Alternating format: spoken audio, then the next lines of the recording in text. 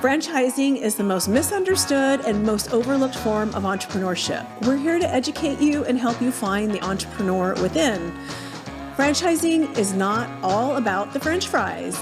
We find that individuals who are exploring business ownership tend to have a lot of misperceptions and misunderstandings about the franchise industry. So what we want to do is help prospective business owners make confident and educated decisions before moving forward or not moving forward with a business. Welcome to Unpredicted Entrepreneur. Hello and welcome to episode 30 of Unpredicted Entrepreneur. My name is Sara Waskow and I am joined by my colleague Roxanne Rapske. We are with FranNet of Dallas, Fort Worth, and Oklahoma, and we created this podcast really to discuss all things franchising and really just bring value to anybody who might be considering business ownership and specifically franchise ownership. Today, I would like to welcome our guest, Kelsey Stuart. Kelsey is the CEO of a franchise called Bloomin Blinds. And Kelsey, welcome. Please just thank you so much for joining us and just tell us a little bit about your background and the company, and we'll just go from there. Okay, you bet. Thanks for having me. I really appreciate it. So, Kelsey, CEO, one of the founders of Bloomin Blinds. And ultimately, we are a window covering company. So we sell and install and notably repair all kinds of window coverings. That repair element is unique in the industry. We're just about the only ones, city by city and certainly on a nationwide level, that will put them back together even if we didn't sell them. And so our franchise owners are mobile units. They may or may not be home-based. Maybe they're in a small commercial warehouse. But the general day-to-day activity is traveling to a customer, residential or commercial, helping them through consultation to pick out new products, returning to install those products, and then repairing ones, whether we sold them or not. And then you rinse and repeat that as much as possible. Oh. And we met you at a recent conference. You are fairly new to FranNet's inventory, so we're super excited to have you as part of our portfolio. And I remember when I first learned about your company, how intrigued I was about how the company got started, because it literally, your mother started the company and literally started in the garage. So tell us. Like so many stories. Yes. So tell us that background story. Yeah, so the whole thing started back in Seattle. That's where we grew up, and I went to high school and college. And during my high school time, I don't know, tenure, whatever, Mom saw a blind cleaning machine in the newspaper and thought she was going to rule the world cleaning blinds. She's a bit of an entrepreneur. And so she went out and got this tank and started putting advertisements in the newspaper for blind cleaning.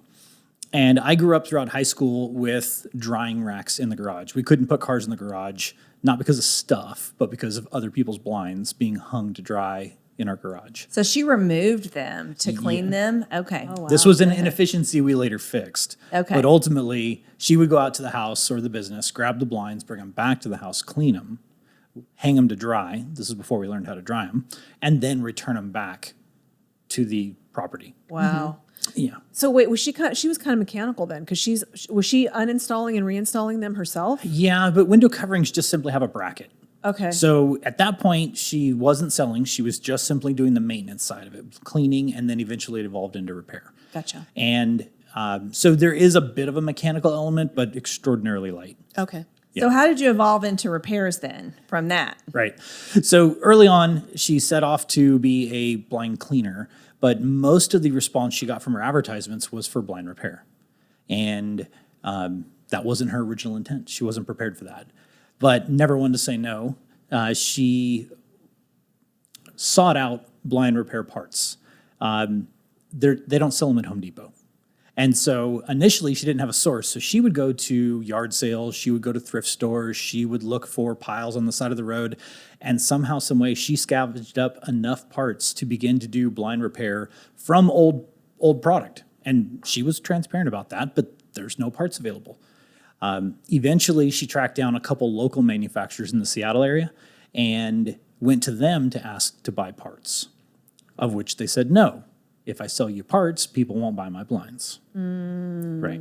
So again, not one to be told no. She waited until those businesses closed, went around the back, jumped in the dumpster, literally in the dumpster. So she dumpster dived. She dumpster dove. Dumpster dove. And started pulling labels to figure out the suppliers that these manufacturers were buying from. Wow. And we still use some of those suppliers today. So that's when she began to develop the capacity to widely repair blinds. The truth is, blinds are way more generic than the general public knows. They may have different stickers, they may be different colors, they may look different, but the guts inside are pretty uniform. And that gives us the ability to repair them even though we didn't install them. Gotcha. So then she took off and she ran that business, which was in Seattle. It's called Blind Ambitions. It's still in business. So if you're in Seattle, hit them up. And she ran that for about 7 years. And then after a divorce, sold her business, sold her house, and moved to Dallas with a girlfriend. And that's where Bloomin Blinds got started. So that being said, you're in high school and you're watching your mom do all of this. Were you thinking, I want to go into this business too, or I want to help mom, or did you have any clue what she was doing? Well, I was aware in the fact that there were blinds hanging in our garage, and I knew mom was responsible for that. The idea of a business and the concept and what it took to run a business, I didn't have a clue. Now, my parents have always been entrepreneurs. I've never seen them have a 9-to-5 job. Wow. My dad's a dental technician. He makes the crowns and bridges that a dentist would put in your mouth. Okay. And so he owns his own practice building those for the dentists. And my mom has had a number of different businesses, from children clothing stores to take and bake pizza restaurants before it was popular, and then, of course, a blind company. And so that entrepreneurial spirit was always in me. My first business, I was in 7th grade selling candy out of my backpack because there was an underground market for candy, and I was a new kid in school, and I realized I could make friends and they would come to me. I didn't have to go to them.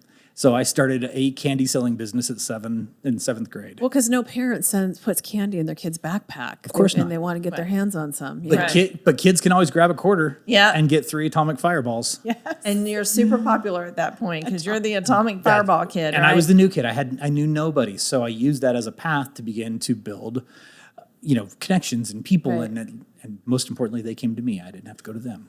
There you go. There you go. So you moved to Texas. Your mom sold Blind Ambitions. So what happened there? She had to start fresh in Dallas, right? Right. Okay. So she had a girlfriend that lived in Dallas, and the girlfriend's like, look, just come down here and hang out with me. She's divorced. She wants out of town. So she packs up everything and moves to town. Gets to town with the intent of redoing this. This has been a good business for her. She's intending to do it again, and there's not a blind cleaning and repair company in Dallas at the time. Okay. So there's an opportunity. Well, she gets to town and goes to register her company name as Blind Ambitions, but that's already registered in Texas. Problems, especially since the Yellow Pages ad was due in 6 days. And at that time, this is 2001.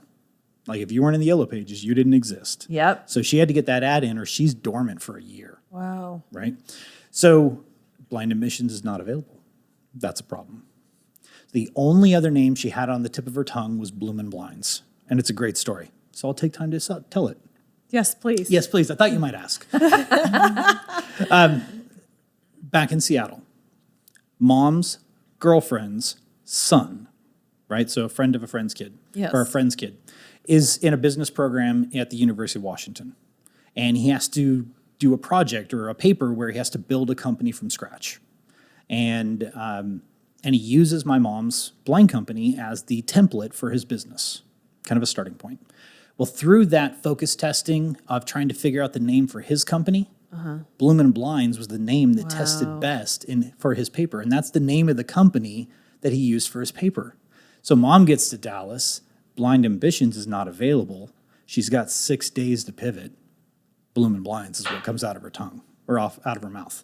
And so we became Bloomin Blinds because of some 21-year-old kid at the University of Washington found it resonated on the university campus. Now wait, did he own the rights to the ad, or he were never there any trademarked issues it. there? Okay. I was going to say, is he getting his royalties now? He should. If he looks us up, let me know. Yeah, do you know if he knows that I have no idea who he was. Yeah, This is one of those stories that came out long ago. Truth is, we franchised before I trademarked it. Wow. Rookie mistake. But fortunately, no issues. Got it covered. That's But awesome. yes, don't build a franchise unless you're going to franchise your name first or Yeah. trademark your name first. So the company started in 2001. Tell us how you got involved in, because initially when you were at home and she was operating the business in Seattle, you weren't really into it. So how did it evolve now that you and both of your brothers Right. are active and involved in this business? So when Mom moved to Dallas, she filed the paperwork. It's an interesting part of our story.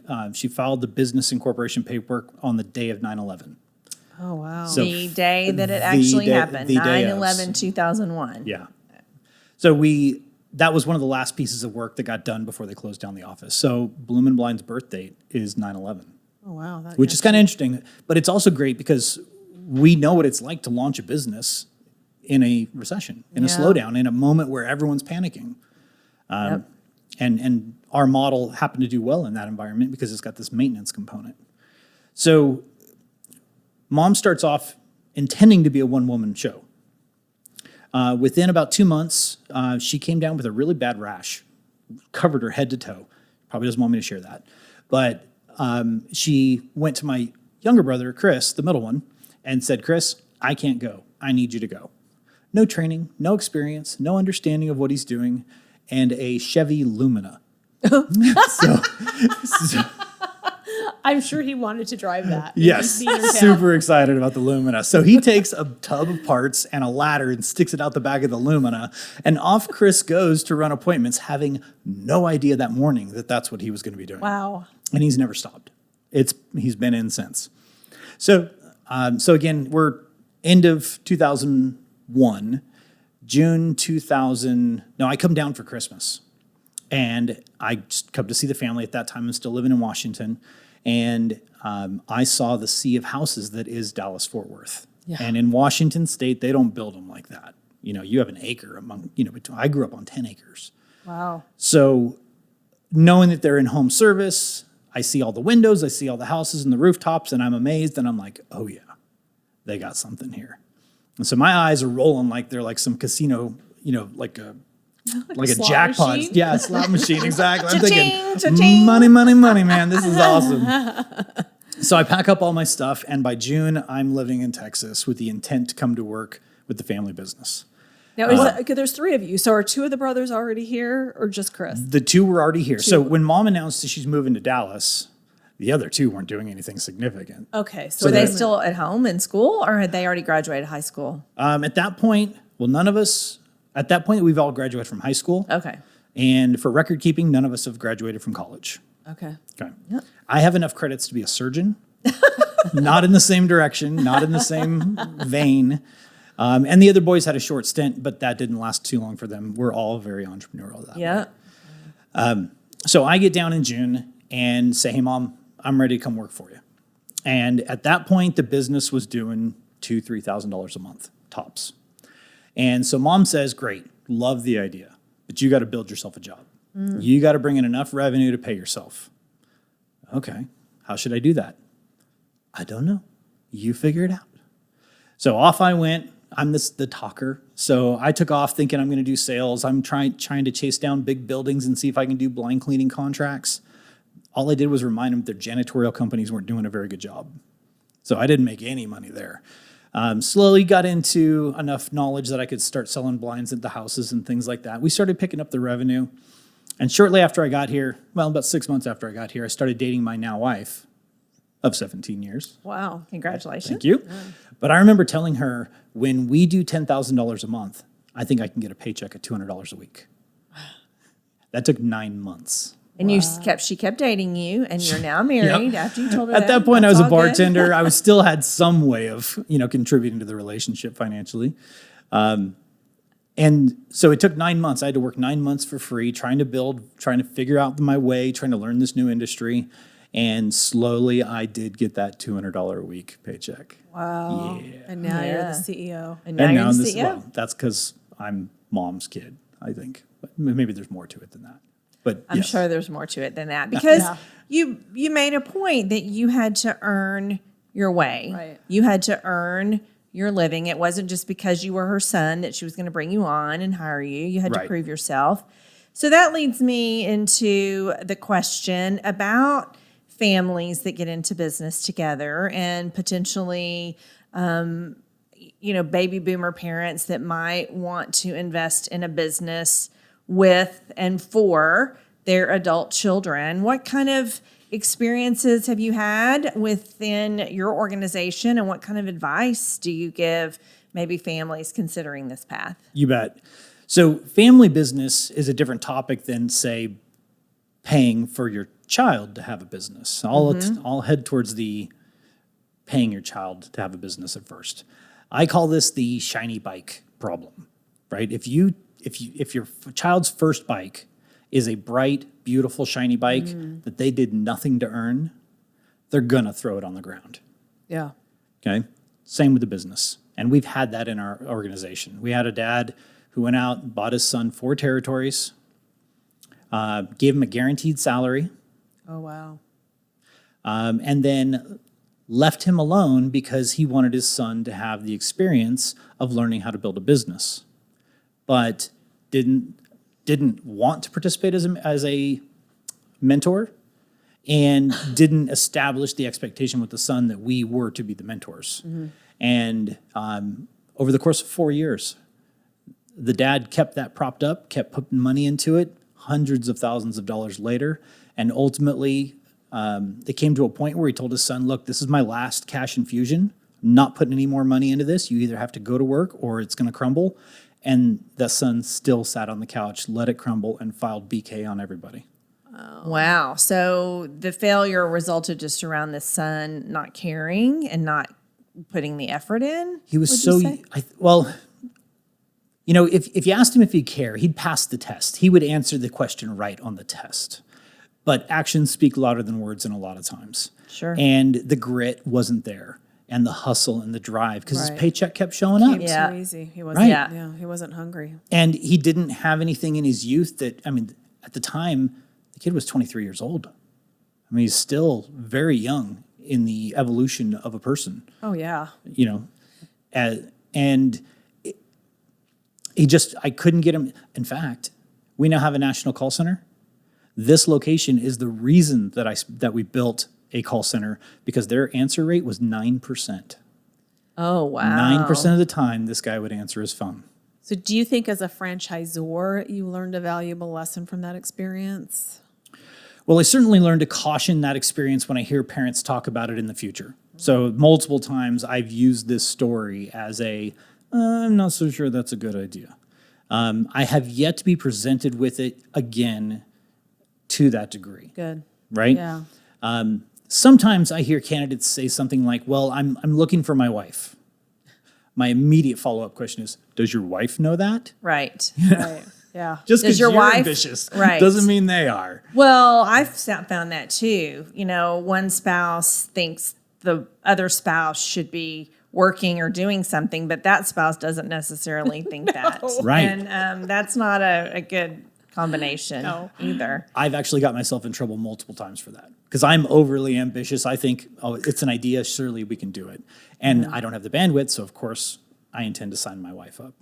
And so there have been, over the course of those, 19 years together, probably 4 or 5 different things that I've invested money in. I actually have learned that I sell her on the idea. So I get her momentarily ambitious. That's my new favorite word, momentarily ambitious. It's that season when you're more ambitious than you really are as a person.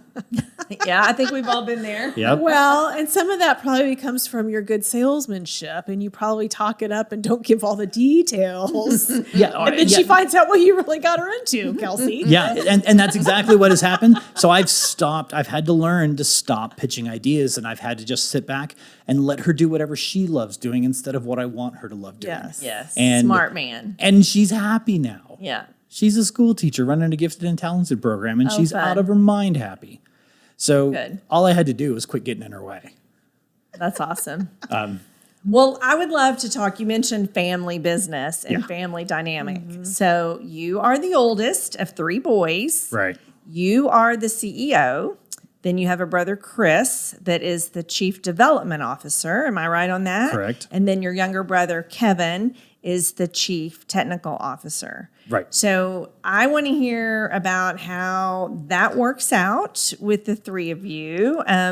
Is it the same now as it was when you guys first started? And what advice could you maybe give families that are looking at being in business together? I have a question at the very beginning of that, though. I'm sure you guys didn't start out in those positions. So was there any pecking order trying to figure out who was going to fill those positions? And were there any fights around that? I don't even know if I could use words right now. I want to laugh so much. Yes. Okay, so early days, it's mom and 3 boys. That's the entire company. Okay, so it's me. A year and a half later, there's Chris. And then 4 years below Chris, or 6 between me, is Kevin. Okay, 3 boys, all alphas in their own way. And so we started off going out and being the work. Mom got really excited about having 3 very capable, underpaid individuals who can go out and run these appointments. So I'm sure there was a lot of pride in that for her. Like she started yeah. this business and her 3 sons are now involved and interested and those things. Yeah, what parent doesn't build a business hoping someday their kids will come play with them? And she got all 3. All 3. Right. Yeah. Like that's like That's the jackpot. That's like hitting a home run on your first at bat. Yeah. Right? So we're all working together in different capacities. Now we all have different things that we're kind of good at, but at that point we're still pretty young. Like we're mid-20s to 30 years old. And the pecking order, it was what made me chuckle because we all wanted to be in the front of the line. We all had our ideas of how it should be done. There weren't any systems and processes. We just were going out there and doing it and kind of making it up as we go. But even how you clean a blind or how you wrap one or how you label them when you take them out of the house, there was no systematic approach. So we just kind of did whatever, like I did my personal preference and he did his personal. And then the other one's like, well, why didn't you do mine? Or I like his better. And then it just goes all over the place. It was chaotic, but it was family. And what has always been a common thread for us is this is what we're doing. And you protect your family first. So we knew we were coming back tomorrow. If we were going to leave, I knew I was going to put them in jeopardy. If they left, they knew that I couldn't do some of the things they do. And this still remains today. But we knew that we were coming back. And really what that did is that helped temper or helped those family squabbles be a bit more controlled. Because if you went totally nuclear and you blew the whole thing up, you got to come back and sit in it tomorrow. Yeah. And so it kind of controls how much damage you do. Yep. Because as a brother, you know exactly how to push that button. Like you've mastered that art and they've mastered mine. But if you push it too much, then you got to deal with the repercussions. So you learn to fight your battles without going nuclear. Okay. Yeah. And we got to protect mom. We got to protect, like as we had kids, there's other people involved. And so we would have our squabbles, whether it be outside or in the van or over the phone. But the moment you put us in a house in front of a customer, hey, buddy, how you doing? Oh, I'm great. Good to see you. And you put on the show because you're in service.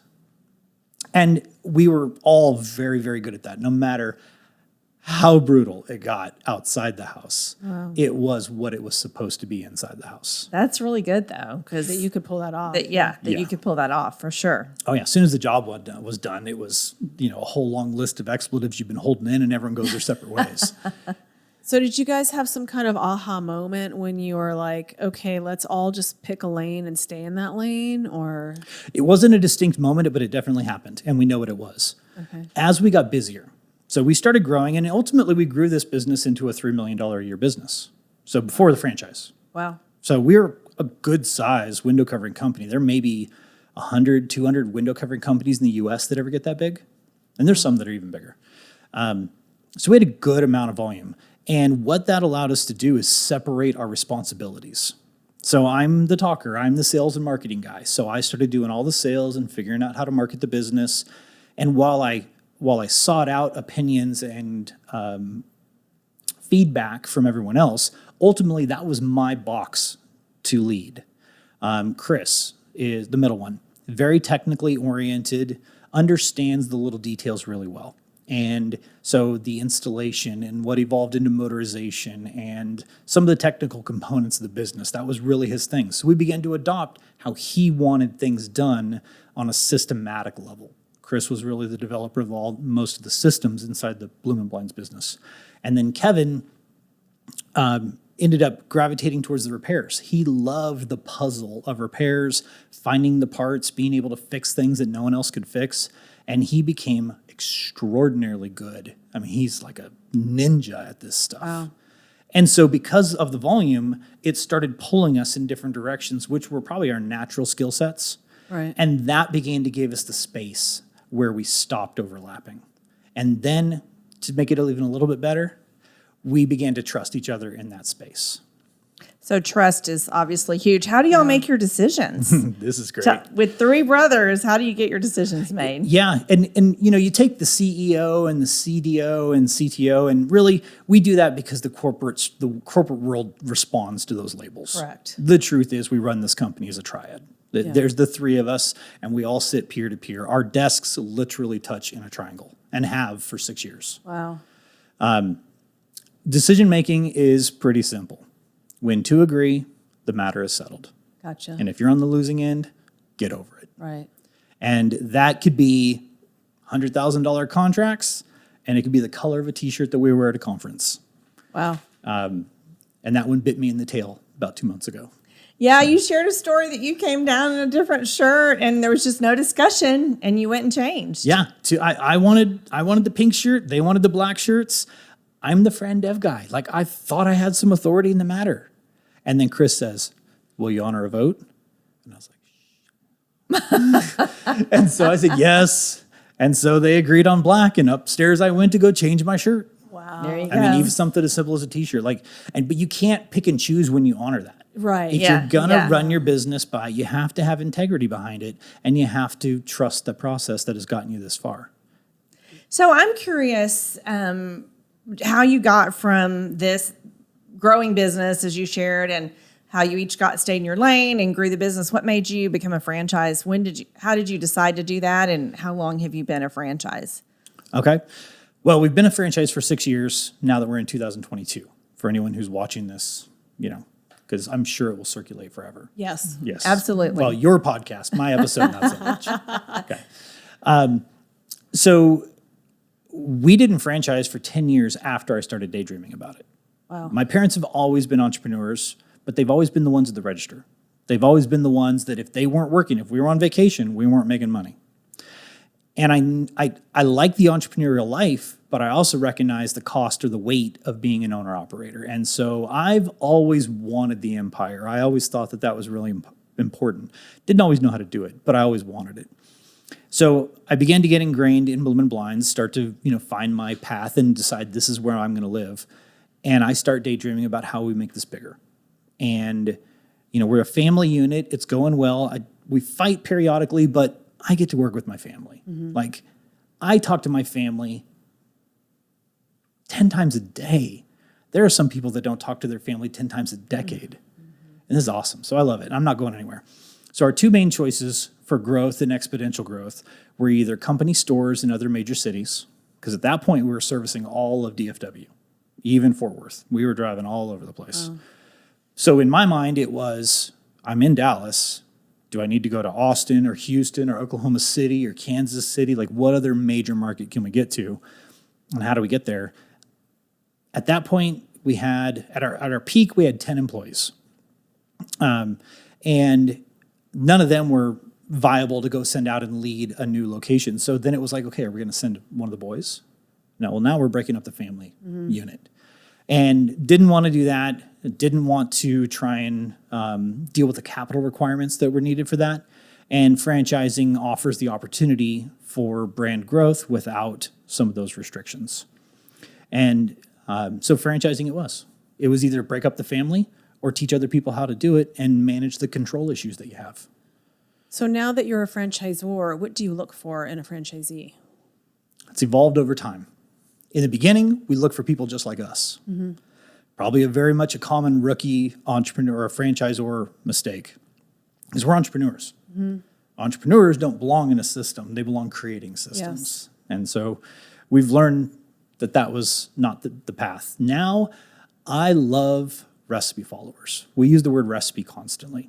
My favorite analogy is if you want the cake to look like the one on the box, don't mess with the recipe, right? So right now I love system followers. I love people who embrace systems and processes and recipes and see them as a point of strength instead of a limiter of their freedoms. I need someone who's, in our particular industry, I need a great presenter. I need someone to lead a team, whether it be in the house because they're doing the work or because they have employees. But I need a leader, a presenter, a motivator, somebody who has a high motor that can show people the pace in which we want to run the world. It's not even just do the job, but how do you live your life? There's a pace that goes with entrepreneurship. And mentors. We have a heart to teach. We are really good at this industry, and we are doing this with the greatest joy of sharing it. And so a franchisee that just wants to buy the logo and be left alone is really a heartbreaking situation because we don't get to share and they're not going to make as much money.